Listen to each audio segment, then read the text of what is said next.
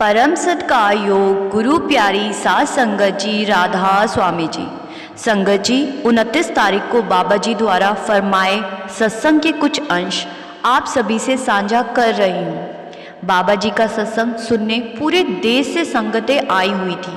तकरीबन 4 लाख लोग सत्संग सुनने आए हुए थे। सेवादारों द्वारा बहुत बढ़िया प्रबंध किया हुआ था। बाबा जी जब स्टेज पर आए उस समय एक बहुत प्यारा शब्द चल रहा था, जन्म जन्म का बिछड़िया हर मेल सजन से, जो कि गुरु घर की बाणी है। आज बाबा जी 15 मिनट पहले ही स्टेज पर आ गए थे। 9:50 पर बाबा जी ने आज सत्संग को आरंभ किया और आज बाणी दी गई थी। जग में घोर अंधेरा भारी, तन में तम का भंडारा, जो कि हजूर स्वामी जी महाराज जी की वाणी है। बाबा जी ने आज 1 घंटा 25 मिनट तक लगातार सत्संग फरमाया और आज बहुत ही खुलकर बाबा जी ने संगत को समझाया। बाबा जी फरमाते हैं, यह बाणी हजूर स्वामी जी महाराज जी की बाणी है। यह चेतावनी शब्द है। स्वामी जी ने कही, प्रेम से तो कही, चेतावनी से समझाया है। हमें हर तरीके से समझा रहे हैं। कहते हैं बाहर सूरज निकला हुआ है, हमें किस प्रकाश के बारे में समझा रहे हैं? यहाँ पर बाबा जी समझाते हैं अंदर के प्रकाश के बारे में समझाते हैं। इंसान भूला हुआ है। कभी इंसान एक देश से दूसरे देश में जाकर ढूंढ रहा है। भाई हमें अपने अंदर ढूंढना है, सब कुछ घर में बाहर नहीं। बाहर ढूंढे सो परम भुलाए। कहते हैं आत्मा भी हमारे अंदर है और परमात्मा भी हमारे अंदर है। अंतर अलग न जाए लखिया, विच हो में पर्दा पाई। आप जी फरमाते हैं हम अंदर इसलिए नहीं जा पाए क्योंकि हमने होमे की दीवार खड़ी की है। सभी धर्मों ने कहा है मालिक एक है और उसे एक की तरफ सब धर्म इशारा करते हैं। हमने क्या कुछ नहीं बांट दिया यहाँ तक कि जो चीज़ बांटी भी नहीं जा सकती हमने उसको भी बांट दिया। एक पिता एकक के हम वारिस, ना सूरज की कोई जात है ना पेड़ पौधों की कोई जात है। मालिक की कोई जात नहीं है, मज़हब नहीं है। मज़हब नहीं सिखाता आपस में बैर रखना। मज़हब तो यह नहीं कहता कि हमने आपस में बैर रखना है। अभी हम सत्संग को ले लें, इसका मतलब है सत्य का संग। यह हमें सत्य की तरफ आकर्षित करता है। माधव जी सत्संग हर मेल तिहाइये। सत्संग कोई राजे महाराजों के लिए नहीं है। अभी हम दर्शन को ले लें, जो सोचते हैं कि हम आगे बैठे हुए हैं।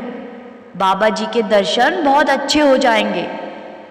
भाई किस वहम में हो, दर्शन तो असली वह है जो अंतर में होंगे। जिसको करके ना अपनी सुध बुध रहे वह असली दर्शन है। गुरु घर ने फरमाया है दर्शन भेटट पाप सब नासे। यह बाहर के दर्शन की बात नहीं है, अंदर के दर्शन की बात है। सच्चे दर्शन हमने अंदर करने हैं। जब वह दर्शन होंगे तब हम कर्म कांड से निकलेंगे। अभी हम सेवा को ले लें। जो कहते हैं हमने सेवा कर ली तो भाई हो गया। असल सेवा कौन सी सेवा है? भजन सिमरन की। जब तक हमने उसे सेवा का फायदा नहीं उठाया सब व्यर्थ है। अभी आगे ध्यान के बारे में समझाते हैं। पहले तो ध्यान आपके बस की बात ही नहीं है। हमने तो बस सिमरन करना है। ध्यान खुद ब खुद आएगा। बार बार आप यह सवाल पूछते हैं, बाबा जी ध्यान नहीं लगता, बाबा जी ध्यान नहीं लगता। भाई ध्यान आपके बस की बात ही नहीं है। हमने तो सिमरन करके अपने ख्याल को इकट्ठा करके तीसरे तिल की तरफ लेकर आना है। आप बस सिमरन करें और ध्यान खुद ब खुद आएगा। अब हम गुरु को ले लें, जो यह कहते हैं कि हमने कुछ किसी से सीख लिया तो वह गुरु है। भाई असल गुरु तो शब्द है। बाहर के गुरु का मकसद सिर्फ सीखना है, सिर्फ मार्गदर्शन कराना है। गुरु घर ने फरमाया है, शब्द गुरु सूरत धुन चेला। हमने शरीर से नहीं जुड़ना है, शरीर की हद शमशान घाट तक है। इंसान का जामा सबसे उत्तम है, बाकी सारी भोग जूनियाँ हैं। इंसान की जूनी कर्म जूनी है। 1,84 जून सवाई मानस को प्रभु दी वड़ियाई। इस पौड़ी ते जो नर चूके सो आए जाए दुख पाएदा। 84 लाख योनियों के बाद यह इंसानी जामा मिला है। सोच विचार हमें करना है। इंसानी जामे का फ़ायदा ले लो और भजन सिमरन करके मालिक से मिल जाओ। जो सच्चा ज्ञान है अंदर जाकर मिलेगा। ज्ञान ध्यान धुन जानिए अकत कहावे सोए। जो बाहर की धुन है इसकी बात नहीं करते हैं, यह अंदर की धुन की बात कर रहे हैं। अब आगे कहते हैं, जितना मर्जी हम किसी जगह माथे टेक ले, कुछ हासिल नहीं होने वाला। विनती की ना सब कुछ घर में, बाहर नहीं। बाहर ढूंढे सो परम भुलाए। अंधेरे में रहोगे तो ठोकर तो ज़रूर खाओगे। हम मंदिर जाते हैं, जोत जलाते हैं।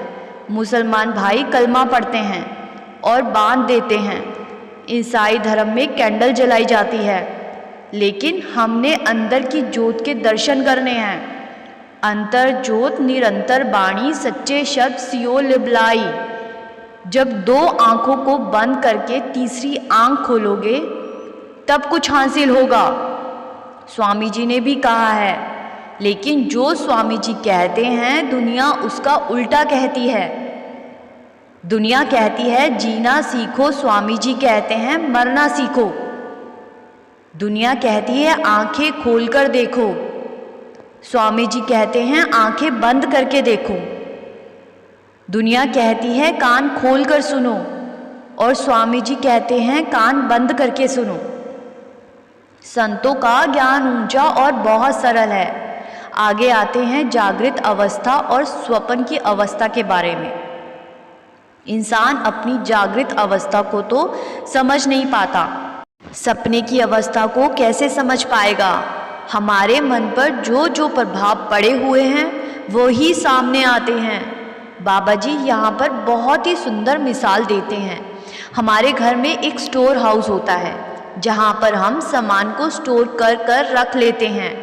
ऐसे ही हमारे मन का हाल है। हमने जो विषय विकार है वह हमने अपने मन में स्टोर किए हुए हैं। जब तक हम स्टोर को खाली नहीं करेंगे वह कैसे भरेगा। यह मन भी हमारा स्टोर है। इस पर जितना कुछ स्टोर करोगे यह रिएक्ट करेगा। ए मन मैला है, किस आँख सुनावा जन्म जन्म की इस मन को मल लगी काला होए स्या। गंदे बर्तन में जैसे कोई खाना नहीं खाता, वैसे हमें भी इस बात को समझना चाहिए कि हमारा बर्तन भी गंदा है। तो मालिक कैसे मिलेगा, इसको कैसे भरेगा। हमने अपने बर्तन को साफ रखना है ताकि मालिक उस बर्तन को भर सके। अब आगे आते हैं, कहते हैं परदेसी कौन है जो एक देश से दूसरे देश जाते हैं, लेकिन हमारा सच्चा देश कौन सा है, वह मालिक का घर। हमने अपनी चाहतों को नहीं बढ़ाना है।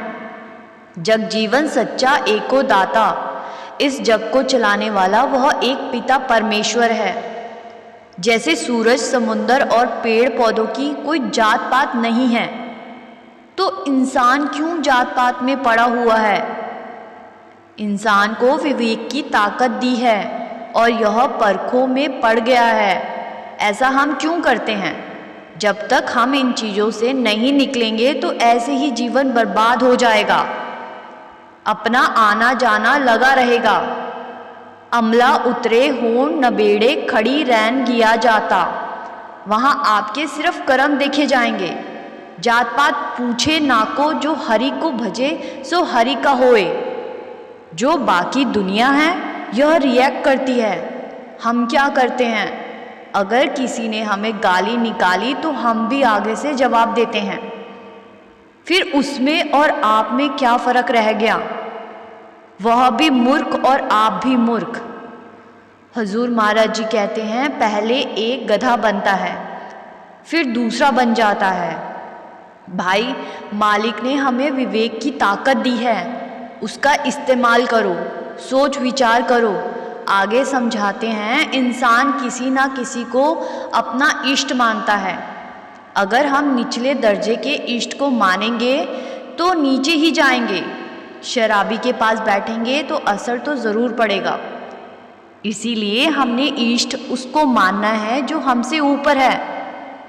फिर आगे समझाते हैं, इंसान के साथ कुछ भी गलत होता है तो उसके लिए कोर्ट कचहरी बनी हुई है, लेकिन उन निर्जीवों का क्या? उनके लिए कोई कोर्ट कचहरी तो है ही नहीं। वह किसको अपना दुख दर्द बताएं? कर्म का हिसाब तो अटल है। दुनिया में कोई भी चीज़ मुफ्त नहीं है। आप जी कहते हैं, अगर एक तिनका किसी का हमारे खेत में आ जाए तो भाई हमें उसका भी हिसाब देना पड़ता है।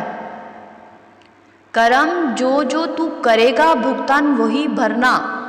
इस गलतफहमी में ना रहें। मालिक को सब पता है, जैसी करनी वैसी भरनी।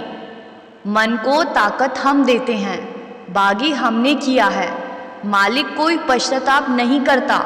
हमारे कर्म ही है जो यह भुगतान दे रहे हैं। मगर इंसान ने कर्म तो क्या ख़त्म करने हैं और भार बढ़ाए जा रहे हैं। सोचो भाई सोचो, बहनों के बारे में बाबा जी ने फरमाया कि पहले ज़माने में जो बहनें बिंदी लगाती थी, इसका कोई मकसद होता था। इसका क्या मकसद होता था? यह सुहाग की निशानी थी।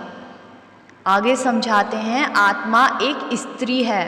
अगर हम उस परम पिता को हम अपना पति मानेंगे, कभी विधवा नहीं होंगे। अंत के वचन बाबा जी महाराज के थे, एको नाम हुक्म है नानक, सतगुरु दिया बुझाए जियो। सारा शब्द ध्यान करके अंत की कड़ी में यही फरमाते हैं कि हमें भी सोच विचार करना चाहिए। हमें भी उस शब्द के साथ जुड़ना है, नाम की कमाई करनी है, भजन की कमाई करनी है। तो संगत जी, ये थी कुछ खास महत्वपूर्ण बातें बाबा जी द्वारा फरमाए गए सत्संग की। वीडियो को ज़्यादा से ज़्यादा शेयर करें जी। चैनल पर नए आए हैं तो चैनल को सब्सक्राइब करके हमें सहयोग ज़रूर दीजिए। हमारा उद्देश्य दुनिया को गुरु की महिमा के बारे में बताना और ज़्यादा से ज़्यादा लोगों को सतगुरु के बताए मार्ग पर साथ लेकर चलने का है जी। गुरु प्यारी सात संगत जी, राधा स्वामी जी।